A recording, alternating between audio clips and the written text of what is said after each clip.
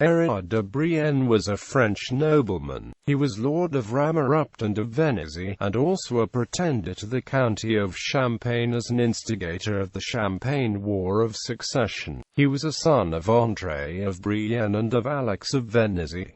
Early life. He was born in Ramerupt, Champagne, France, a social climber from a minor branch of the Brienne family. Érard actually held no lands in Brienne, and he had little just cause to appropriate the name of Brienne for himself. His uncle Erard II of Brienne had indeed ruled as Count of Brienne.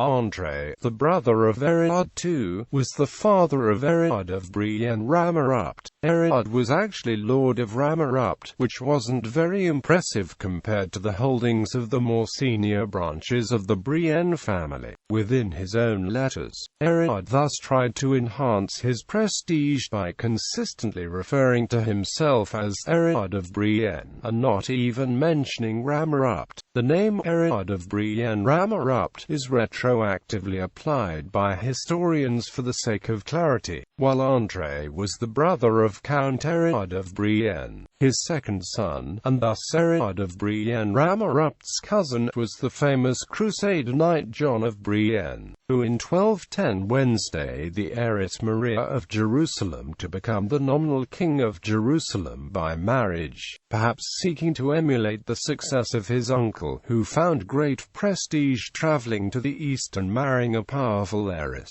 Thus in June 1213 he left Champagne for the Latin East with the stated intention of marrying Philippa of Champagne, the younger half-sister of Maria of Jerusalem. The War of Succession of Champagne. The line of succession of the Counts of Champagne had become complicated in the current generation. Count Henry I had two sons with Marie of Champagne, Henry II and Theobald III. Henry II succeeded as count on his father's death, but left France within a few years to fight in the Third Crusade. Before he left in 1190, Henry II had his barons swear that should he never return, his younger brother Theobald III was his designated heir. The problem was that Henry II never returned from the Latin East, but instead chose to marry the then heiress to the Kingdom of Jerusalem, Queen Isabella I. 8 days after the assassination of her husband Conrad of Montferrat,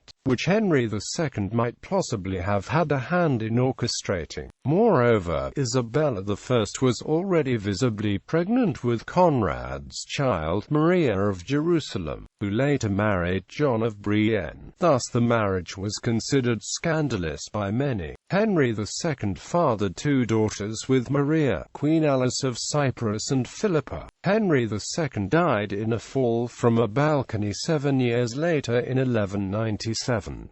Since 1190, Henry II's mother Marie had been ruling Champagne as regent, and continued to do so past Henry II's death on behalf of her younger son Theobald III until her own death the following year in 1198. Technically, Henry II's young daughters were the rightful heirs to Champagne in line of succession. However, the family made no attempt to press the claim and returned to Champagne. Theobald III, in contrast, was living in Champagne and already 18 years old. Particularly, the barons of Champagne had sworn to recognize Theobald III as Henry II's heir should he not return to Champagne, never considering that Henry II would choose to stay in the Latin East and father their children there. Thus, when Marie died in 1198, Theobald III succeeded her as Count of Champagne, with the mediation and approval of King Philip II Augustus, to whom Theobald III officially swore homage. Theobald III died of a sudden illness only 3 years later in May 1201, but he left behind his young and heavily pregnant wife Blanche of Navarre. Blanche already had an infant daughter with Theobald III, but quickly travelled to Philip II's court to implore him to recognize her unborn child's claim if it was a son. Citing the agreements Henry II's barons had sworn to recognize Theobald III as his heir should he not return, Blanche formally performed the homage ceremony with Philip II, and a week later indeed gave birth to a son, Theobald IV. Given that local custom in Champagne stipulated that the age of majority was 21, all knew that Champagne was now in the vulnerable position of facing a 21-year-long regency under Blanche, under a young and inexperienced Basque-speaking foreign princess. Blanche and Theobald IV were already in a vulnerable position, but it was known that Henry II left daughters behind in the Latin East who were technically ahead of Theobald IV in the rightful line of succession, perhaps inspired by his uncle John's marriage to Maria of Jerusalem. In June 1213, Erard announced his intention to travel to the Latin East to marry Maria's youngest stepsister Philippa. He returned to Champagne with his new bride in January 1216.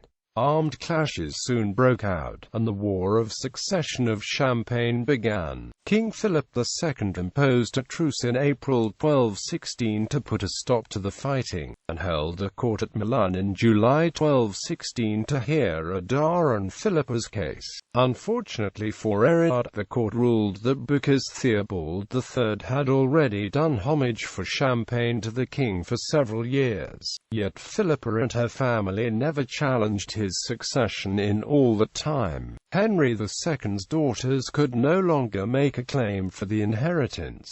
Blanche again presented the signed agreements of Henry II's barons which swore that Theobald III was to be his heir if he never returned from the crusade. Unsatisfied, Erard returned to open rebellion in spring 1217.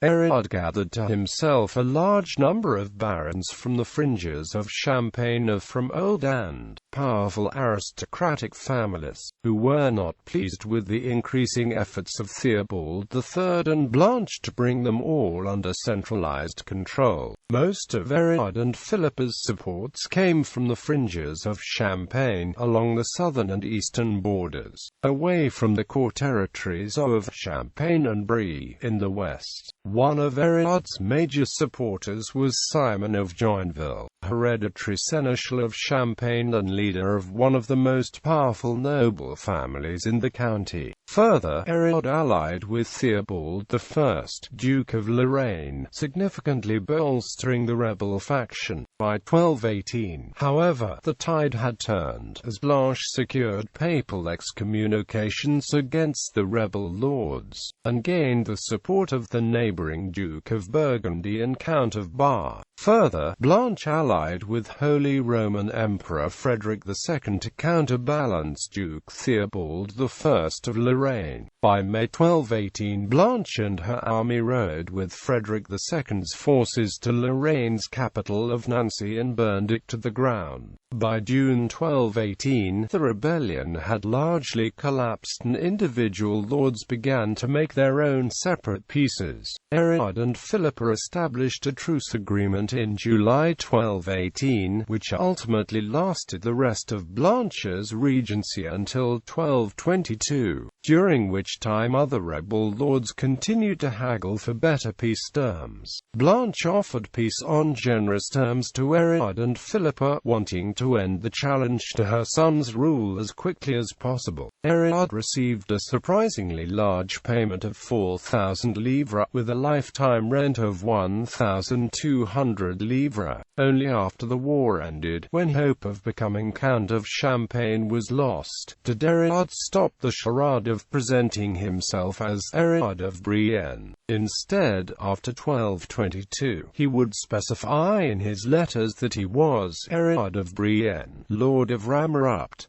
Later life. Despite losing the war, on the whole Erard did quite well for himself. He had started out as a grasper from a minor branch of the Brienne family, clinging to a name he didn't technically have the right to use because it enhanced his social prestige. The massive payoff that Blanche gave Erard in the peace agreement that ended the war, however, propelled him to a place alongside the highest level of regional barons. Erard Érard used his newfound wealth to buy up lands surrounding his own, so that he was able to cobble together his own larger barony. By 1227, he even bought up the other half-share of Ramerupt. He had only owned a half-share of his own castle up to this point, uniting it under his sole possession. Érard did not intervene against Theobald IV during the difficult invasion of other northern barons of France in 1229, because anticipating that Érard might try to challenge him again, Theobald IV bought him off with a 200-livre fief, and in return had to swear to surrender his castles of Ramerupt and Venizy until the invasion was over. Érard died at roughly the age of 60 in 1243. All that he had striven to achieve for himself and his children, however, evaporated within only a few years. Both of his sons died on the Seventh Crusade in 1250, and his wife Philippa died that same year. Érard had 6 daughters, one of whom had predeceased him without issue and another who became a nun. Ramerupt was subsequently divided into quarters between the remaining 4 daughters, whose husbands absorbed the lands into their own separate lordships. Marriage and issue. Érard married Philippa of Champagne. They had the following children: Henry de Brienne, Seigneur of Ramerupt and de Venizy, married Marguerite de Salins, by whom he had 2 sons. Erard de Brienne married Matilda, by whom he had 1 daughter. Marie de Brienne married firstly Gaucher, sire de Nantoy-le-Fost, by whom she had 3 children. She married secondly Hughes II, sire de Conflans, by whom she had 1 son. Marguerite de Brienne married Dirk van Beveren, Burggraf of Dixmuden, by whom she had issue. She became a nun after her husband's death. Héloïse de Brienne, Isabeau de Brienne married firstly Henry V, Count of Grand-Pré, by whom she had 3 children. She married secondly Jeanne de Piqueny, by whom she had 1 daughter. Isabeau was the ancestress of Louis I, Count of Flanders. Jeanne de Brienne, Dame de Saint-Oath, married before 1250 Mathieu III, sire de Montmorency, by whom she had 5 children. Sibylle de Brienne, Abbess of Ramerupt. Alix de Brienne. Philippa died on the 20th of December 1250, a little more than 6 years after her husband. She was aged about 53.